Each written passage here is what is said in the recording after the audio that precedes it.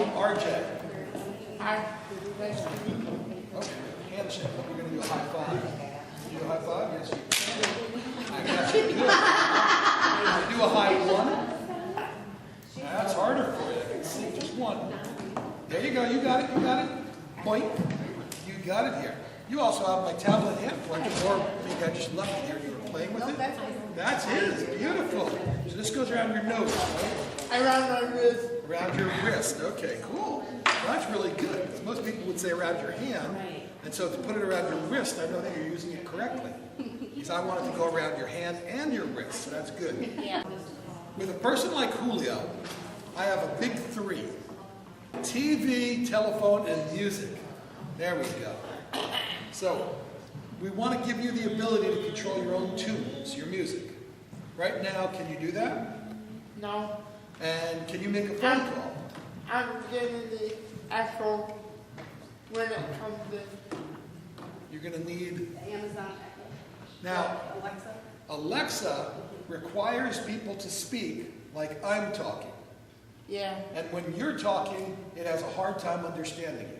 Yeah. Okay, so that might not be the way to go. However, there's another program that's being done here. Is Julio part of that program? He is not at this point. Voice it. So this is a company from Israel. When voice recognition started in the early 1980s, it started with speaker dependency. It was dependent upon the way you spoke. So you'd actually, the only way you could do it was you actually recorded some things, the way you said them, into a computer. It would save them to the old floppy disks. And then later on, when you go to use these, it would compare what you're saying now to all the things you had stored. So we call that speaker dependent, because it's dependent upon the speaker. Yeah. Slowly over time, technology improved towards artificial intelligence was the goal, so that we could talk as you and I were talking, and it would understand you much more naturally without having to record anything, which is how things work now. Voice It is a company in Israel, similar to my thoughts just a couple of days ago, that we have people that are intelligible by us. Like, so Julio can say things like, Julio, count to 3, please. 1, 2, 3. No problem. However, if we were to say that to the iPad, or even on a voice menu, it probably would confuse that for something else. Got it? That's because it's taken an average of your voice and your voice and your voice, my voice, typical English speakers. It's taking an average of that, of which Julio is not combined into that average. He's excluded from that club.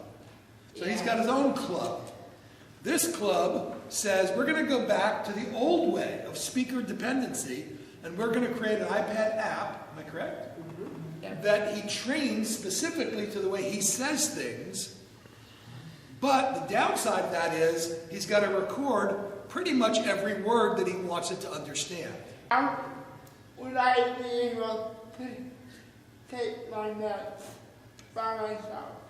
Right now, it would be difficult to pick them up, and it would be difficult to get them up into your mouth. Is that correct? Yeah. And it would also be difficult to take a drink of water to take it down.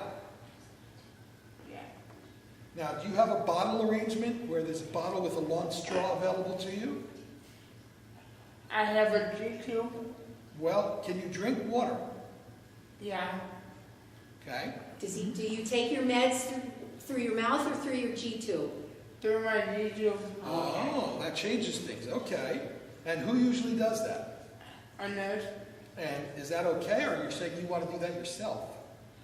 I want to do that myself. Is that even possible for somebody to put their own meds into G-tubes? Mm-hmm. Yeah. I don't know. Yeah, it is. Okay, well, it is. I am an expert or a person who knows a lot about iPads and stuff, but I don't know anything about meds or getting them into your body. Okay. So we'd have to ask somebody like a doctor. I would think a doctor would be the one to go to on that. I don't even think an OT. I don't know. An OT would be the closest to a medical person that we have here. I think OT would be the place to go. Right. Yeah. It's a stretch, though. It's a stretch. I know. I'm just curious if he takes the medications through the G tube, then I would assume that they're liquid. Are they in the liquid form? Sometimes pills and sometimes Do they crush the ones up that are solid? Yeah. Because usually the way I've seen it done is just that they're putting like it in a syringe, and then they're putting it That's in there. how I've seen it too. So that would be something that, if it were in my situation, we would work with you on. First of all, seeing if you could hold the tube, seeing if you could dispense the syringe, that type of thing. But then there's also a liability issue. Yeah. That, huh, Will you somebody's- tell RJ, it's Nikki, will you tell RJ why you're asking that question? Like, what's your ultimate goal? It's to move up on my own. And how would the iPad help you do that? It's to make phone calls. Oh, there we go. It's to make decisions on the iPad. Okay. So while we were talking here, I'm using a different arm. It's like yours, but it's shorter. And I've attached it to my favorite place, right to a nice stable lap tray here. And I'm not even messing with the chair at all. I love this. Go ahead and turn your iPad on, please. See if you can.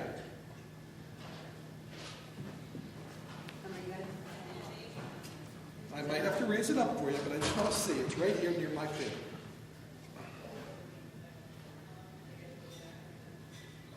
Almost. And is it dead? Oh, there it is. It's just hard to hit. That's with very that. difficult. Yeah, that cover is not any fun. So I can see right away that we need a little height. So let me come up a little higher. I think the distance is good. Oh, it also goes into auto lock like right away. Well, that is a horrible home button for him. Okay, so we're in. We want to angle it a little to you, but not too much. Maybe like that. Okay, so show me how you would control your iPad. Like, can you get into your music? I would talk to Siri and Would she Try to listen? go through, sometimes she does, sometimes Okay. not. Okay, so your music icon is right here. Just show me trying to get to that. Good fine motor. You got it. And it doesn't like your fingernail. It wants skin. Okay, so he has a little long fingernails. Not too long though, not at all. But the iPad just does not like fingernails. It wants a finger there. So as we get closer in with the finger, he's very controlled over the finger. Good fine motor, but it really takes him a lot of, I can't say physical exertion, but he's really got to concentrate on the motor planning, I guess is really what it would be there. Go for it. You're moving it. Let me move it out. I don't want to get it too far out here, but I think that if it was out here a little more.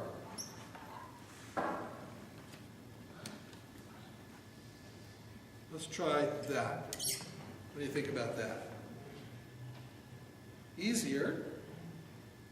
Actually, you got it there. But we have to tap and then let go. What's supposed to happen here? There we go. And then, where is the actual play button? Oh, there it is. It's tiny. Why do they do that? They make it so small. There we go. I'm a country fan myself. Although I don't think he has a great voice, but he writes good music. Can you increase the text size? Is it on the maximum? We could, but it size? won't change the size of the play button, which is the critical aspect of this. Gotcha. okay. We're going to take yours out and just put it down for a few minutes here.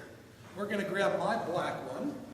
When we're doing things that have to do with real life, such as television, telephone, not so much music, television, telephone, TV. opening and closing the blinds, we have choices to make about whether to go through the iPad or what we call standalone. What's standalone? It stands alone. So for example, can you press the green button?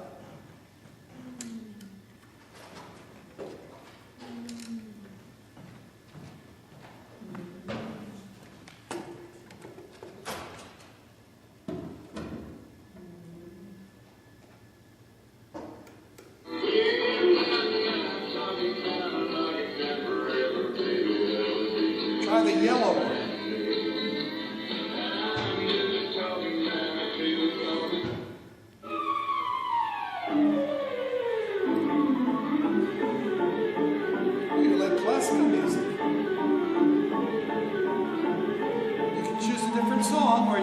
top it. Which one should we do?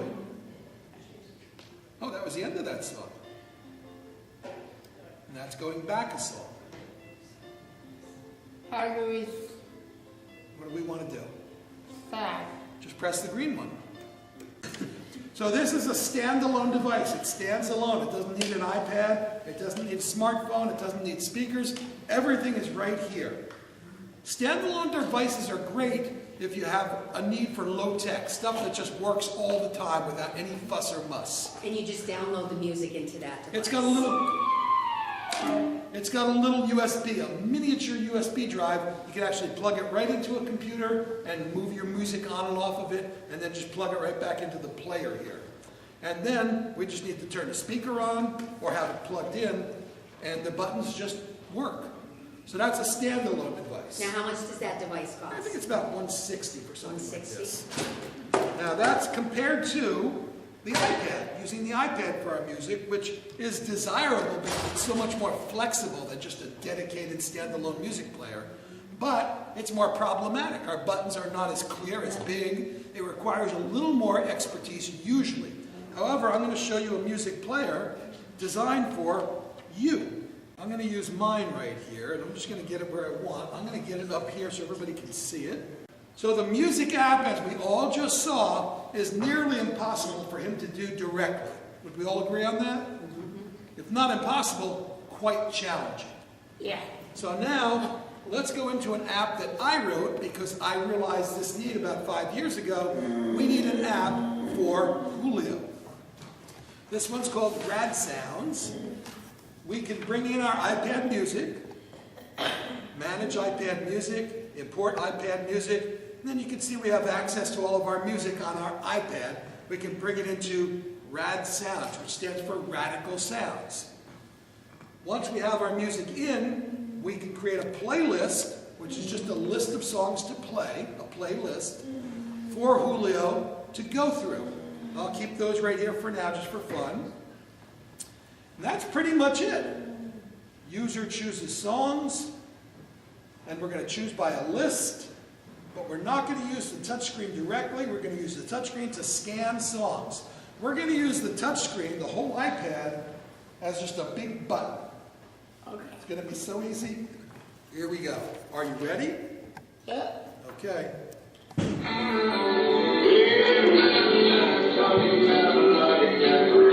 Now, to choose a different song, touch it here.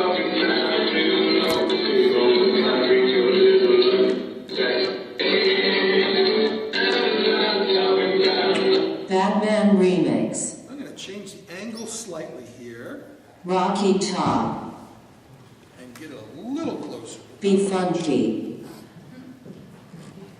Now, Guns N' Roses. when you hear the song you want, you just touch the screen anywhere. Broken Wings.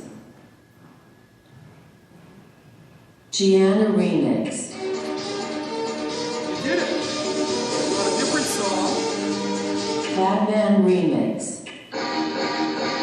Batman Remix. Batman Just wait. Remix. If you want a different song, wait and listen.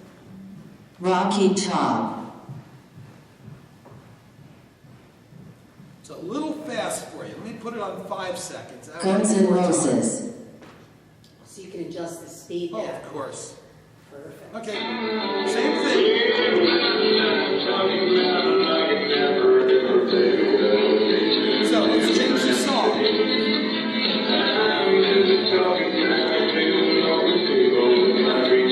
Batman Give Remix. it a good push. Now listen. Now you have more time. Rocky Top. There you go. Give it a good push. There you go.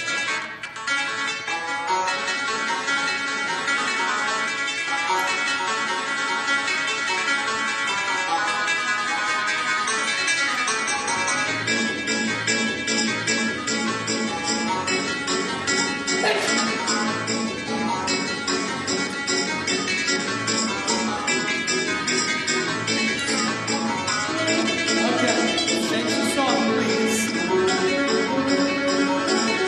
Batman There's a good Remix. angle. And I'm going to give you a target. Rocky Top. Let's go for, Be funky. I Want to Rock and Roll. So when you hear it, that's the one. Guns N' Roses. It's way down at the end, so we have to be real patient. I'm trying to get at an angle where you can Broken see Wings. it, but it accommodates this natural motion, and the fingernail doesn't get in the way. Gianna Remix. It's coming up there, just be patient. Do you remember what we're looking Tom's for? Do Diner. you remember the one we want?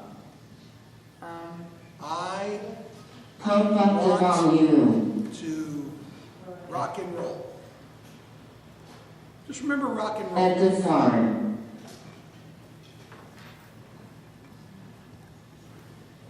Elysium. Popcorn. I'm just getting you to a good starting point here. Toby Keith. Use your ears, listen, get ready. I wanna rock and roll all night.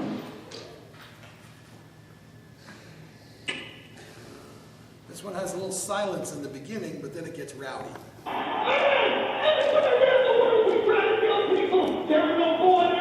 Have you ever heard of a band called Kiss? That's them.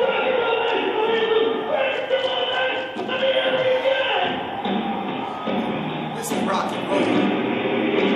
Yeah, not a fan. Not a fan.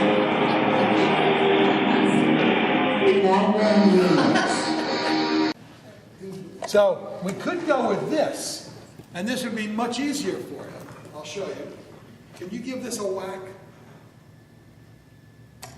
See the difference there? Be much easier, but it's another piece of hardware. It's Bluetooth, so we'd have to make sure it's paired, and I would need another whole arm to position it right about here. Yeah. But it might be better in the long run to do this rather than this. But this is just so much easier because it's here. You're done. Julio, did you find that easier to just hit the screen with your finger? Yeah. What about comparing hitting the screen with your finger and hitting the switch? Which one was easier? Hitting the switch. I think so too. Would a stylus work on that? On this? On On the this. It would, but he still has the issue of his motor planning. He's just so cautious about it. He uses his gross motor to get up to around here, and then he really starts motor planning, and he's very careful about what he's touching here. I don't think it would speed him up at all. It might help the actual contact when he's making contact, but I don't think it would help in speeding him up. And I'm after speed at this point for him. The reliability of the fingertip is an issue, but I don't think it holds us back here. Speed for me is the issue right now. And if we go to a single switch, usually we're talking about scanning. And scanning is, just by definition, is 10 times longer than direct select. Because it goes and goes. It goes and goes and Switch goes, when and then it finally gets to where you want, then you have to hit it a second time. But it still might be faster than what we're seeing right here. It's just so hard to say when I only have 30 minutes with a learner and I've got to move on. But I like to touch on different things and maybe open a few new doors for you. And so here we've got, the first thing is, you guys, somebody purchased an articulating arm from me, when in fact they only needed the mini arm, this one segment.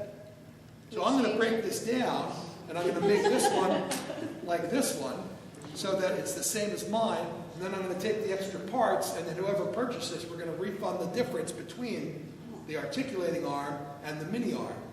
Perfect. Because psychologically, less It's more. is more. Who said that? That was you. Firm believer in that. So we'll do that. Don't let me get away without it. It takes about 5 minutes for me to do it. And then appropriate app. Rad Sounds is a very appropriate music app. It is the only appropriate music app. How much In does fact, it cost? it is $29.99. Rad Sounds is the only music app for special needs in the world. There's just nothing else. And operating What music. about making phone calls? Next would be, I was just going to get into that there. So we have FaceTime. Have you ever heard of FaceTime? Yeah. Do you know what it is? I kind of know what it is. It's like a phone, but it also does video. Yeah. And it lets you see people if you want, as well as talk to them. Yeah. But we can put FaceTime, it's not on the iPad, but we can put it on there for free. Yeah. And then we could talk to people and we could call contacts. We're going to do it with my iPhone right here. That's the best way to do it here. I'm going to get my iPad up on the screen there, maybe. Be able to just do a Siri here. This time we're going to say call work. Let's practice.